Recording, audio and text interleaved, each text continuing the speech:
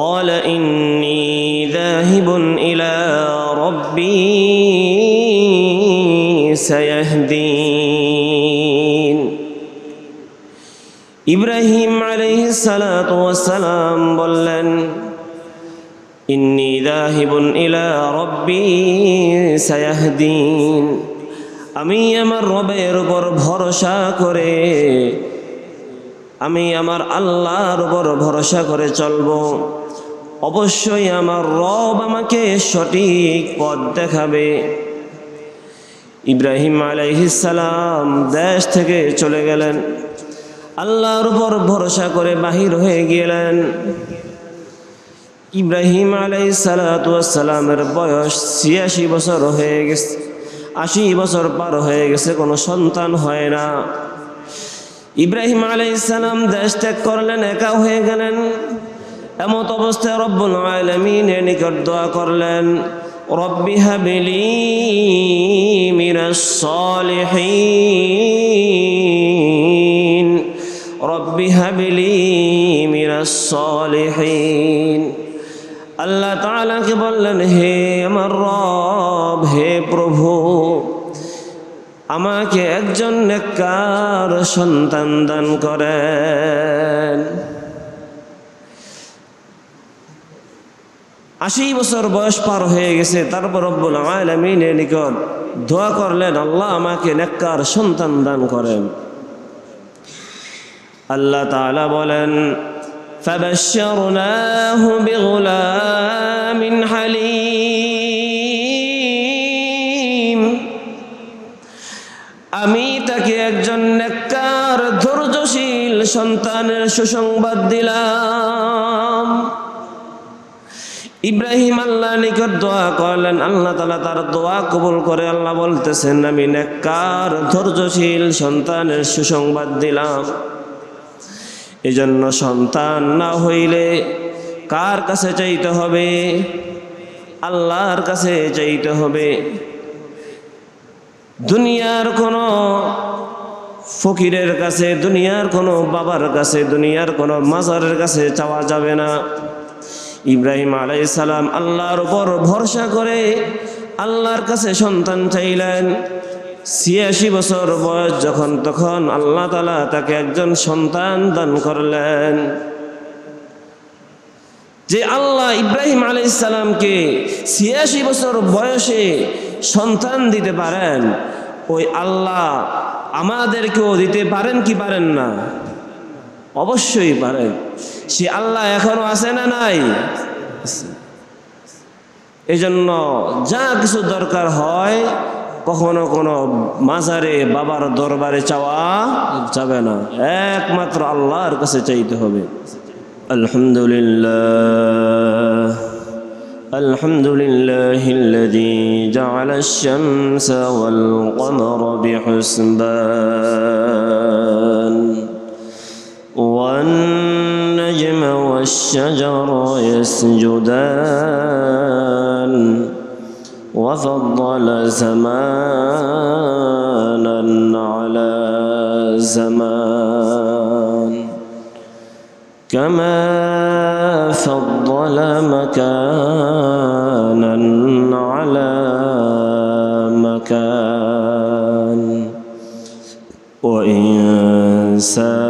وإنسانا على إنسان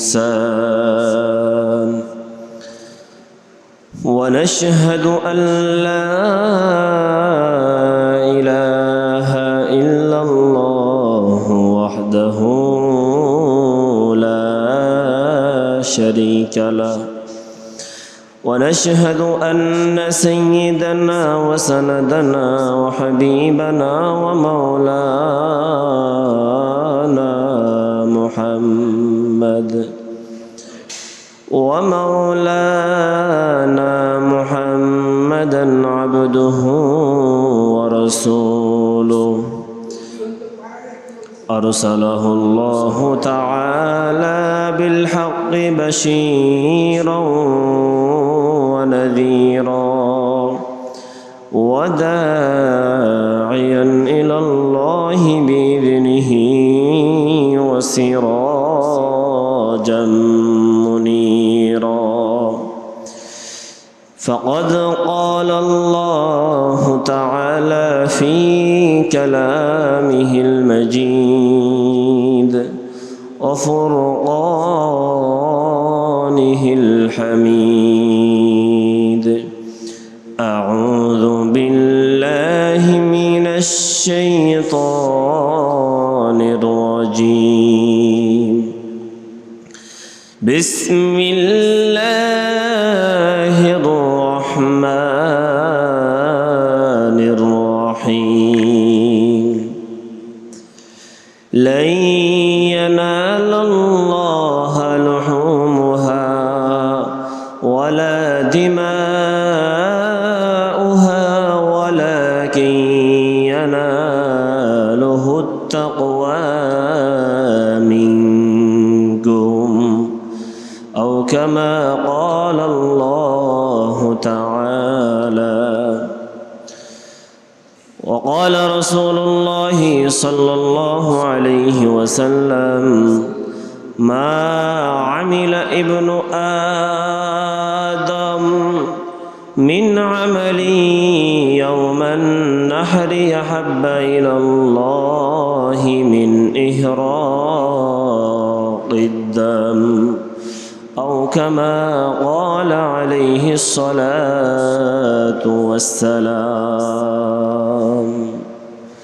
صدق الله العظيم وصدق رسوله النبي الكريم ونحن على ذلك لمن الشاهدين والشاكرين والحمد لله رب العالمين شكرا درود الشريف পড়ি اللهم صل على محمد وعلى آل محمد كما صليت على إبراهيم وعلى آل إبراهيم إنك حميد مجيد اللهم بارك على محمد وعلى آل محمد كما باركت على إبراهيم وعلى آل إبراهيم إنك حميد مجيد سبحانك لا علم لنا إلا ما علمتنا إنك أنت العليم الحكيم মহান রব্বুল আলামিনের দরবারে লাখো কোটি শুকর ও সুজুদ যে মহান রব্বুল আলামিন আজ আমাদেরকে পবিত্র ঈদুল আজহার জামাত আদায়ের লক্ষ্যে ঈদুল আজহার নামাজ আদায়ের লক্ষ্যে মসজিদে এসে উপবিষ্ট হওয়ার তৌফিক দান করেছেন এজন্য আমরা দিল থেকে শুকরিয়া আদায় করি আলহামদুলিল্লাহ গতকালকে জুমায় আলোচনা করেছিলাম কুরবানি সম্পর্কে আজ আমাদের কুরবানির দিন ইব্রাহিম আলাইহিস সালাম এই কুরবানি জন্য অনেক ত্যাগ স্বীকার করেছেন গতকাল আমাদের আলোচনা ছিল ইব্রাহিম আলাইহিস সালাতু ওয়াস সালাম তার পিতার সাথে যখন পিতাকে দাওয়াত দিলেন তার পিতা যখন তাকে বললেন লা ইল্লাম তানতাহি লা আরজুমান্নাকা ওয়াহজুরনি মালিয়া তুমি যদি আমাদের ধর্ম থেকে ত্যাগ করো আমাদের ধর্ম থেকে পৃথক হয়ে যাও তাহলে অবশ্যই তোমাকে হত্যা করা হবে পাথর মেরে হত্যা করব আর না হয় তুমি আমার সামনে থেকে চিরতরে দূরে চলে যাও ইব্রাহিম আলাইহিস সালাতু ওয়াস সালাম আল্লাহর উপর ভরসা করে সেখান থেকে চলে আসছিলেন এর পরবর্তী ঘটনা রব্বুল আলামিন সূরাতুস সফের ভিতরে আলোচনা করতেছেন। আল্লাহ তাআলা বলেন, وقال إني ذاهب إلى ربي سيهدين।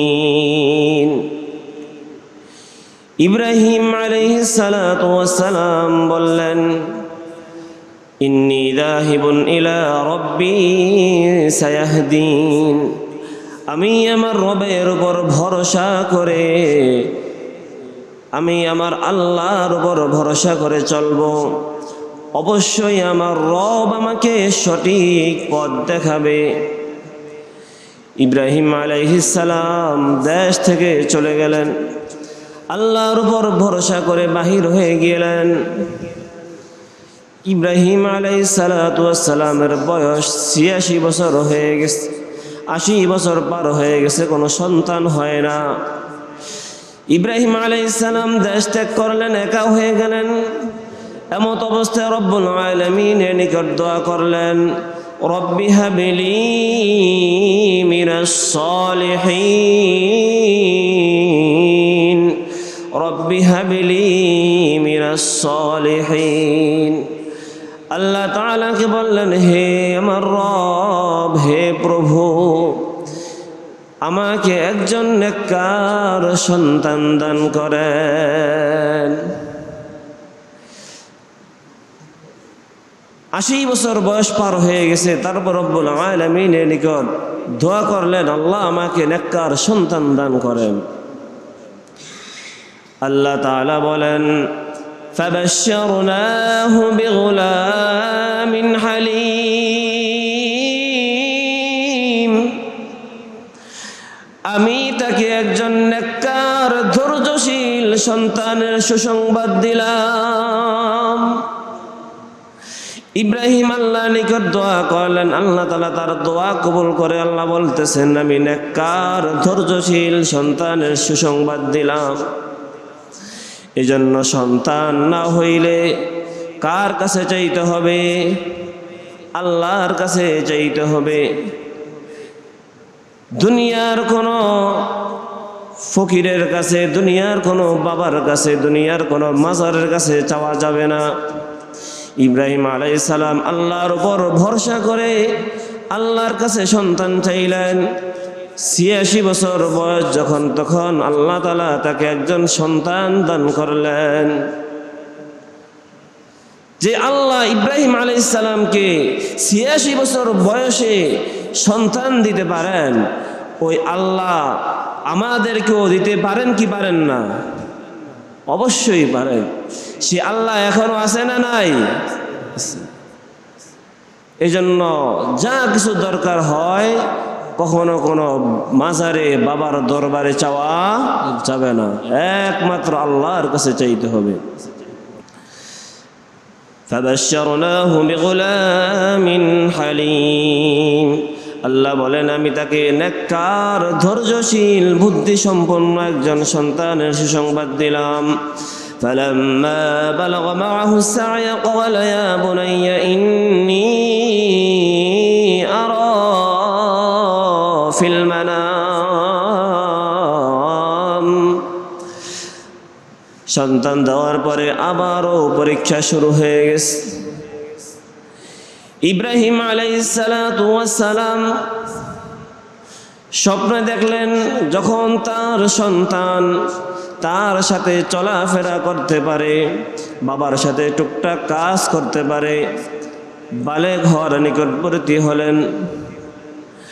এমত অবস্থায় ইব্রাহিম আলাইহিস সালাম স্বপ্নে দেখলেন, তার স্বপ্নের কথা সন্তানকে বলতেছেন, قال يا بني إني أرى في المنام أني أذبحك। ইব্রাহিম আলাইহিস সালাম তার সন্তানকে বলতেছেন, قال يا بني, হে বৎস, إني أرى في المنام أني أذبحك, আমি স্বপ্নে দেখেছি আল্লাহ পাক রব্বুল আলামিন তোমাকে কুরবানি করার আদেশ দিয়েছেন, তোমাকে কুরবানি করতেছি। সন্তানকে কোরবানি করতেছেন, স্বপ্নে দেখছেন, দেখেন কত বড় পরীক্ষা শুরু হয়ে গেল। সন্তান হয় না ৮৬ বছর পরে সন্তান হয়েছে। অতঃপর আল্লাহ তাআলা আবার স্বপ্নে দেখাইলেন সন্তানকে কোরবানি করার জন্য। ইব্রাহিম আলাইহিস সালাতু ওয়াস সালাম সন্তানকে বললেন, সন্তানকে বলতেছেন, আমি তো স্বপ্নে দেখেছি কোরবানি করতেছি তোমাকে। ফানজুর মাযা তারা, এই বিষয়ে তোমার মতামত কি? সন্তানের নিকট মতামত চাইতেছে, সন্তানের নিকট মতামত চাইতেছে। এটার মানে এই নয় যে সন্তান অনুমতি দিলে কোরবানি করবে আর না হয় করবে না, এরকম নয়। অর্থাৎ তার মতামত চাইতেছে, দেখতেছে ছেলে কি বলে। আল্লাহ তাআলা যখন মানুষ সৃষ্টি করবেন তখন ফেরেশতাদেরকেও জিজ্ঞাসা করেছিলেন, হে ফেরেশতারা, আমি তো আদম সন্তান সৃষ্টি করতে চাইতেছি, মানুষ বানাইতে চাইতেছি, তোমরা কি বলো? এর মানে এই নয় যে ফেরেশতারা যদি বলে হ আল্লাহ মানুষ বানান তাহলে বানাবো, আর না হয় বানাবো না। এটা একটা পরামর্শ করতেছেন, তাদেরকে জানাইতেছেন। তো ইব্রাহিম আলাইহিস সালাম ও সন্তানকে বলতেছেন, আল্লাহ আমাকে স্বপ্নে দেখাইছেন যে তোমাকে আমি জবেহ করতেছি। সন্তান, পিতাও যেমন সন্তানও তেমন, পিতাও যেমন ধৈর্যশীল সন্তানও তেমন ধৈর্যশীল, আল্লাহর উপর ভরসা করেনওয়ালা। সন্তান জবাব দিল, ক্বালা ইয়া আবাতি ফাআল মা তু'মার, হে আমার পিতা, আপনাকে যা আদেশ করা হয়েছে আপনি তাই করুন। সাতাজিদুনি ইনশাআল্লাহু মিনাস সাবিরিন, আপনাকে যা আদেশ করা হয়েছে তাই করুন। আশা করা যায় আল্লাহ চাহে তো আপনি আমাকে ধৈর্যশীলদের মধ্যে পেয়ে যাবেন। জোরে বলেন সুবহানাল্লাহ।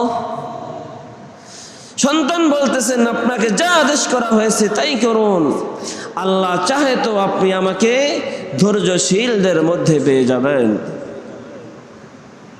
যদি আমাদেরকে বলা হয় তোমাকে আমি কোরবানি করতে চাই, তুমি কি বলো? পাগল হয়ে গেছেন নি? সন্তান জবাব দেয়, আপনাকে যা আদেশ করা হয়েছে তাই করুন। কারণ সন্তান তো জানে আমার বাবা একজন নবী, তার স্বপ্ন হলো আল্লাহ তাআলার ওহী, আল্লাহ তাআলার আদেশ। কেননা নবীদের স্বপ্ন হলো আল্লাহ তাআলার ওহী, স্বপ্ন হলো ওহী তাদের। এই জন্য সন্তান বলতেছেন, আপনাকে যা আদেশ করা হয়েছে তাই করুন, আল্লাহ চাহে তো আমাকে ধৈর্যশীলদের মধ্যে পেয়ে যাবেন। ফালাম্মা আসলামা ওয়া তাল্লাহু লিল জাবিন, আল্লাহ তাআলা বলতেছেন, অতঃপর যখন তারা দুইজনই আল্লাহর হুকুমের কাছে আত্মসমর্পণ করলো, ওয়া তাল্লাহু লিল জাবিন, ইব্রাহিম আলাইহিস সালাতু ওয়াস সালাম তার আদরের সন্তান ইসমাঈল আলাইহিস সালামকে মাটিতে শোয়া দিলেন জবেহ করার জন্য। লম্বা ইতিহাস। ইব্রাহিম আলাইহিস সালাতু ওয়াস সালাম তার সন্তানকে মাটিতে শোয়া দিলেন, জবেহ করবে। এমন সময় রব্বুল আলামিন বলেন, ওয়া নাদাইনাহু আইয়া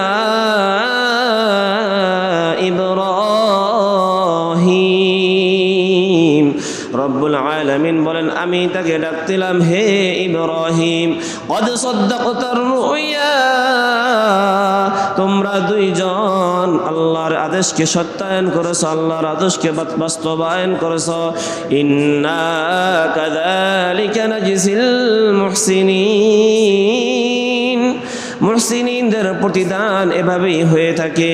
ইন্না হাযা লাহুয়াল বালাউল মুবিন, এটা ছিল আল্লাহ তাআলার পক্ষ থেকে একটি পরীক্ষা। ওয়াফাদাইনাহু বিযিবহিন আযীম, আল্লাহ বলতেছেন আমি তাকে একটি কুরবানির মাধ্যমে আজাদ করে দিলাম।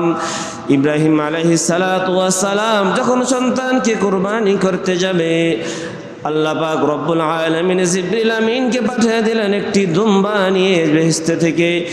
জিবরিল আমিন জান্নাত থেকে একটি দুম্বা নিয়ে আসলেন। ওই দুম্বা কুরবানির মাধ্যমে আল্লাহ পাক রব্বুল আলামিন ইসমাঈল আলাইহিস সালাতু ওয়াস সালামকে মুক্তি দিয়ে দিলেন।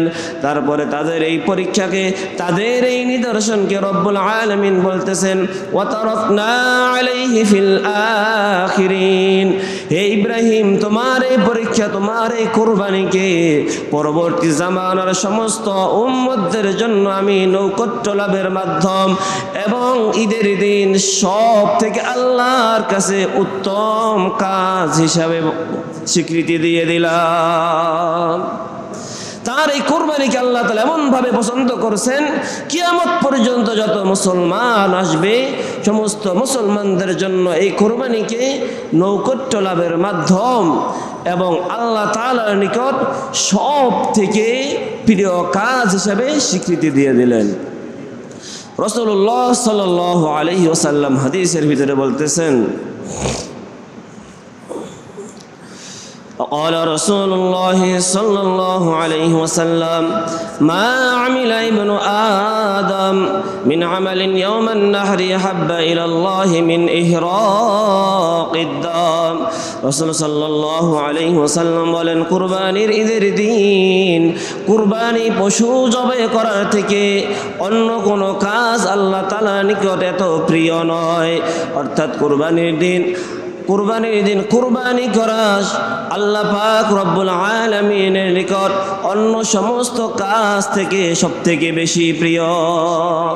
রাসূলুল্লাহ সাল্লাল্লাহু আলাইহি ওয়াসাল্লাম অন্যত্র বলেন, ওয়া ইন্নাহু লা ইয়াতি ইয়াউমাল কিয়ামাতি বিকুরুনিহা ওয়া আশআরিহা ওয়া আযলাফিহা।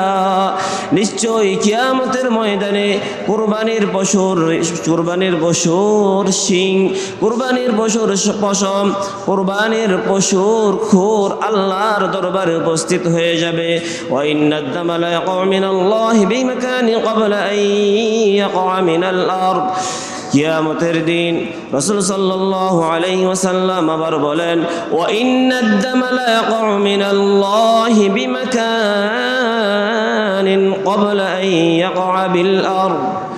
মানুষ কুরবানি করার পরে কুরবানির পশুর রক্ত মাটিতে পড়ার পূর্বেই তা আল্লাহর নিকট পৌঁছে যায়। ফাতিবু বিহা নাফসা, সুতরাং তোমরা আনন্দের সাথে আনন্দ চিত্তে কুরবানি করো। আল্লাহ পাক রব্বুল আলামিন সূরা হজের ভিতরে বলতেছেন, তোমরা যে কুরবানি করো এই কুরবানির পশুর রক্ত আমি চাই না, এই রক্ত আমার নিকট পৌঁছায় না, ওই গোশত আমার নিকট পৌঁছায় না। লা ইয়ানালুল্লাহা লুহুমুহা ওয়ালা দিমাউহা ওয়ালাকিন ইয়ানালুহুত তাকওয়া মিনকুম। আল্লাহ তাআলা বলেন, লা ইয়ানালুল্লাহা লুহুমুহা ওয়ালা দিমাউহা ওয়ালাকিন ইয়ানালুহুত তাকওয়া মিনকুম। 10 মিনিট বাকি আছে তো, শেষ হয়ে যাবে। এটাই শেষ, এটাই শেষ, এই শেষ শেষ।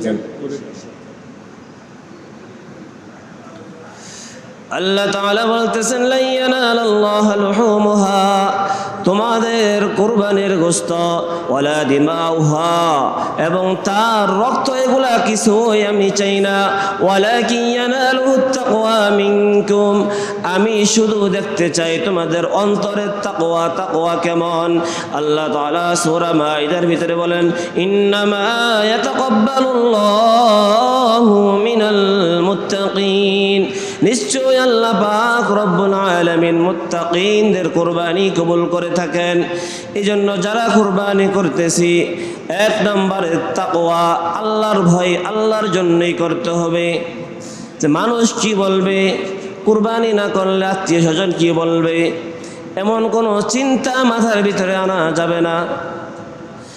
কারণ আল্লাহ বলতেছেন, ওয়ালাকিন ইয়ানালুহুত তাকওয়া মিনকুম, আমি শুধু তোমাদের তাকওয়াটাই দেখব। যার তাকওয়া হবে আল্লাহর জন্য, তার কুরবানি আল্লাহ তাআলা কবুল করবেন। এই জন্য আমরা যারা কুরবানি করতেছি, 1 নম্বরে নিয়ত সহি থাকতে হবে, একমাত্র আল্লাহর জন্যই করতেছি। গোশত কতটুকু হোক, ঠকছি রাজিছি, এটা কোনো যায় আসে না। আল্লাহর জন্য করছি, যা হয় হোক। যেন ঠকলাম, কোরবানি করে জিতলাম। আপনি ঠকছেন না জিতছেন এটা কে জানে? আল্লাহ জানে। আল্লাহর জন্য করছেন। আপনার কোরবানি অনেক টাকা দিয়ে কিনছেন, গোস্ত কম হয়েছে, যদি আল্লাহর দরবারে কবুল হয়ে যায় আপনি জিতে গেছেন। আরেক ব্যক্তি কম টাকা দিয়ে কিনছে, অনেক গোস্ত হয়েছে, কিন্তু আল্লাহর দরবারে কবুল হয় নাই, কোনো লাভ হয়নি, তার শুধু গোস্ত খাওয়া হয়েছে। এই জন্য নিয়ত কি করতে হবে? একবারে খালেস নিয়তেই আল্লাহর জন্য কোরবানি করতে হবে। আল্লাহ পাক রব্বুল আলামিন আমাদেরকে নিয়তকে পরিশুদ্ধ করার তৌফিক দান করুক, সকলে বলি আমিন।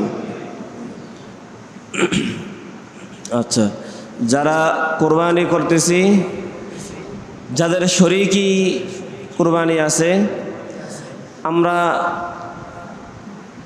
অনেকেই গত বছর দেখা যায় এরকম হয়েছে, আমি বলছি কে কোরবানি দিতেছে, নাম কি? আল্লাহর তাআলা, আল্লাহর কোরবানি, আল্লাহর কোরবানি। আমি যে জবে করতেছি, কার পক্ষ থেকে জবে করতেছি এটা আমার জানা লাগবে, বুঝছেন? আমি জিজ্ঞেস কার কোরবানি? আল্লাহ এবং নবীর নামে কোরবানি দেন না, কোরবানি আপনার পক্ষ থেকে আল্লাহর জন্য হবে, আপনার পক্ষ থেকে আল্লাহর জন্য হবে। যদি না আল্লাহর নামে দিয়ে দেন, বা কার পক্ষ থেকে দেবো আমি? এই জন্য নিয়ত ঠিক থাকা লাগবে, যেন আমার পক্ষ থেকে, আমার সন্তানের পক্ষ থেকে, অমুকের পক্ষ থেকে, অমুকের পক্ষ থেকে, বা এই কয়জনের পক্ষ থেকে কোরবানি দিতেছি, এটা লিখিয়ে দেন বা যেভাবে দেন, যে দিবে তার জানা লাগবে। বুঝে আসছে যে সে কার পক্ষ থেকে কোরবানি করতেছে। যদি নাও জানে সমস্যা নাই, কোরবানি যদি নিয়ত সহি থাকে হয়ে যাবে, কিন্তু এটা জানানো হলো মুস্তাহাব, এটা জানানো কি মুস্তাহাব আমল। এই জন্য যে কোনো আমলের ক্ষেত্রে নিয়ত সহি থাকা লাগবে। আপনারা কোনো কথা বলবেন? কেউ কিছু বলবেন?